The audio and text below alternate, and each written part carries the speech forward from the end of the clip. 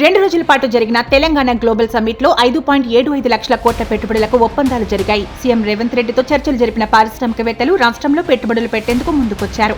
ఇన్ఫ్రాకి, జేసీకే infra biological ఈ limited సహా పలు కంపెనీలు రాష్ట్రంలో పెట్టుబడులు పెట్టేందుకు ముందుకొచ్చాయి.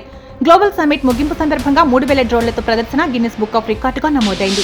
తెలంగాణలో 10వ తరగతి పరీక్షల షెడ్యూల్ విడుదలైంది. వచ్చే ఏడాది మార్చి 14 నుంచి ఏప్రిల్ 16వ తేదీ వరకు పరీక్షలు జరగనున్నట్లు బోర్డ్ ఆఫ్ సెకండరీ ఎడ్యుకేషన్ తెలిపింది. ఈ మేరకు ఎస్ఎస్సీ ప్రకటన విడుదల చేసింది. 10వ తరగతి పరీక్షలు ఉదయం 9:30 మొదలై మధ్యాహ్నం 12:30 వరకు కొనసాగుతాయి. డిసెంబర్ 13న హైదరాబాద్ కు రానున్న ఫుట్బాల్ దిగ్గజం మెస్సీ రాత్రి 7 గంటలకు ఉప్పల్ స్టేడియంలో messy versus Revan football match జరగనుంది. మెస్సీ మ్యాచ్ కోసం ఇప్పటికే 30,000 టికెట్లు అమ్ముడుపోయాయి. చిన్నారులు సైతం మ్యాచ్ చూసేందుకు ప్రత్యేకంగా ఏర్పాట్లు చేశారు.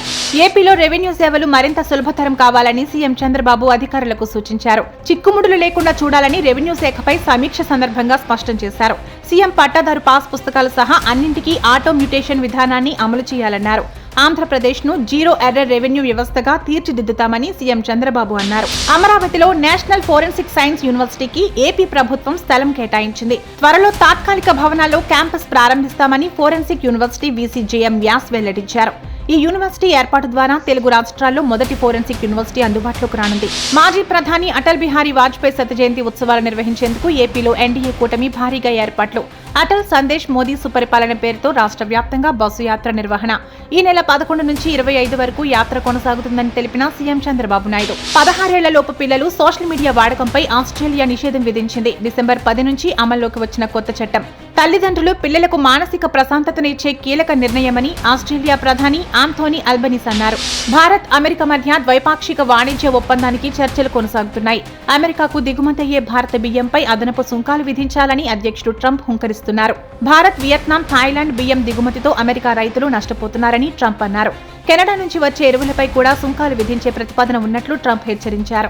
మరోవైపు వలసలు, దేశీయ భద్రతపై కఠినంగా వ్యవహరిస్తున్న అమెరికా అధ్యక్షుడు డొనాల్డ్ ట్రంప్ ఆ దిశగా చర్యలు చేపట్టారు.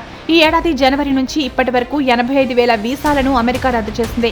3 ప్రపంచ దేశాల నుంచి వలసలు ఆపేందుకు ట్రంప్ ప్రభుత్వం కఠోరమైన వీసా నిబంధనలు అమలు చేసే దిశగా ఉపక్రమించింది.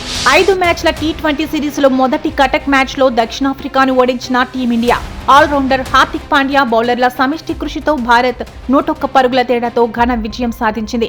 5 మ్యాచ్ల సిరీస్లో 1-0 తేడాతో ఆధిక్యంలో నిలిచిన భారత్. పాకిస్తాన్ మాజీ ప్రధానమంత్రి ఇమ్రాన్ ఖాన్ ఆరోగ్యంపై ఆయన కుటుంబ సభ్యులు ఆందోళన వ్యక్తం చేస్తున్నారు. ఇమ్రాన్ సోదరిమణులు ఉజ్మా ఖానుం, అలీమా ఖానుంలు అడియాలా జైలు ముందు నిరసన దీక్ష చేపట్టారు.